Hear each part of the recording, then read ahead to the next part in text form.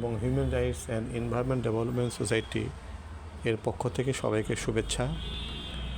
আমরা আজ অত্র প্রতিষ্ঠান থেকে সারা দেশের ন্যায় ঢাকা শহরের 52,053 গলির ঐতিহ্যবাহী এলাকা বাসব্য এলাকা কদমতলা রাস্তাটি নিয়ে কথা বলবো।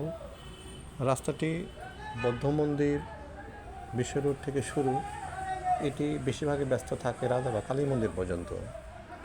রাস্তাটি প্রায় 6 মাস পূর্বে সংস্কার করা হয়েছে, ফলে রাস্তাটি মোটামুটি প্রশস্ত হয় এবং দুপাশ দিয়ে ফুটপাত হওয়ার কারণে জনগণের চলাচলে একটু সুবিধা হয়। কিন্তু কিছু অসাধু ব্যবসায়ী তারা দুই পাশে রাস্তার উপরে তাদের পণ্য সামগ্রী রাখার কারণে জনগণের ভোগান্তি হয় এবং ফুটপাত থেকে নেমে তারা রাস্তা পার হতে গিয়ে অনেক দুর্ঘটনার শিকার হয়।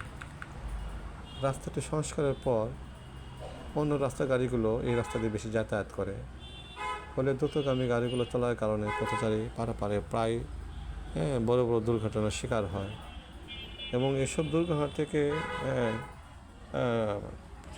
কুকুর বিড়ালও তারা রেহাই পায় না।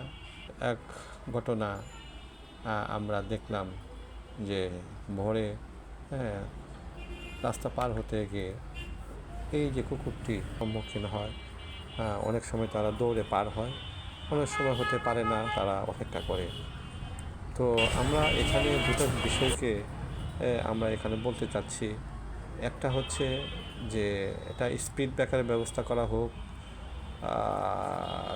যানবাহনে একটা সীমিত আকারে চলাফেরা করার জন্যে। আরেকটা হচ্ছে যে ফুটপাতগুলো বিমুক্ত করা হোক।